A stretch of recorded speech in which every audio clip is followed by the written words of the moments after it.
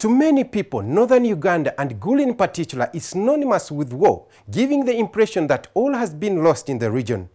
And you would forgive them for thinking so, considering that the North bore the brunt of the Lord's Resistance Army LRA war for over 23 years.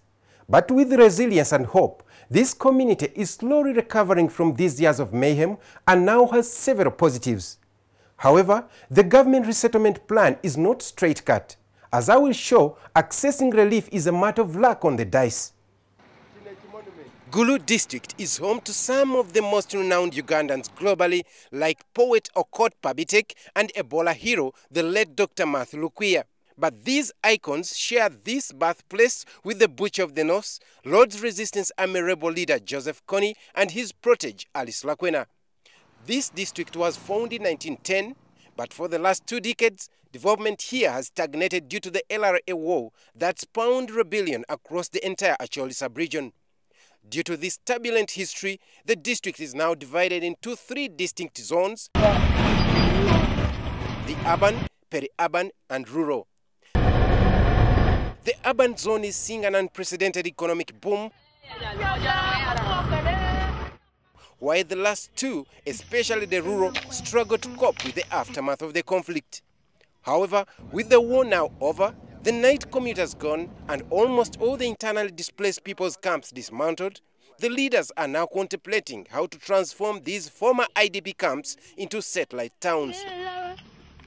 At the helm of these efforts is District Chairman Norbert Mao. We have a population that are taking advantage of peace to rebuild their lives. We have a population that is embracing education like no other part of Uganda.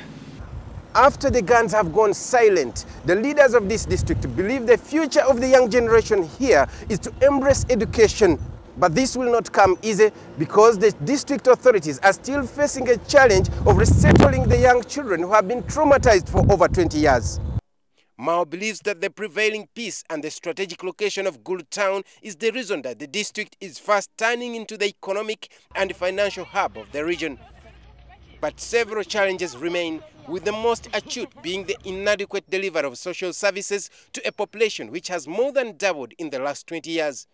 For instance, the delivery of quality health services is proving to be a hard task. Doctors tell me that they are overwhelmed by the number of patients who visit their hospitals suffering from malaria and pneumonia. So malaria is our #1 disease, and then we come to the respiratory tract infection.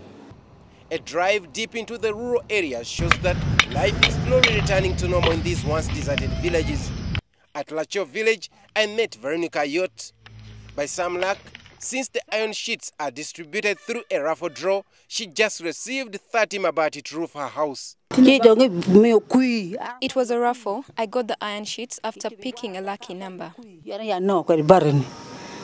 But the house bears all the marks of shoddy work.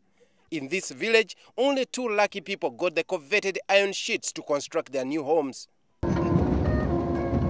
For many people who have never been here, the name Gulu evokes memories of a war-ravaged area which has nothing to offer. But Gulu has its surprises. For historians who trace the root of slavery into Africa, Fort Patiko, which is 32 kilometers north of Gulu town, evokes memories of the anti-slavery campaign. It was in this fort where explorer Sir Samuel Baker set up camp in the 19th century to fight Arab slave traders. But over the years, this important historical site has gone to waste due to neglect. The fort shone briefly during the late Idi Amin's regime in the early 1970s. A tour of this site shows no signs of human habitation. On the wall of one of the structures hangs a plaque bearing the names of Sir Samuel Baker, Charles Gordon, and Emini Pasha.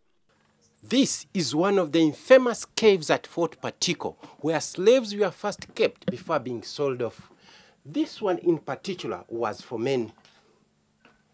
This neglected site, if renovated, can be a source of income to the district. But the wrangle over management has overshadowed this important tourist site. When I made the place clean, the sub-county council came up with the view that since it is a government institution, they will be caretaking on behalf of the Ministry of Tourism. But now the Ministry of Tourism is coming in, they don't want to leave the fort.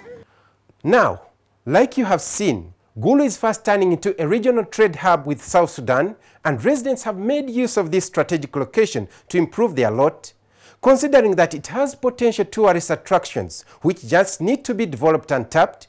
Gulu's future looks bright. And with the people determined to shed off the war-weary regional tag, coupled with good leadership, Gulu will rise from the ashes like the proverbial phoenix.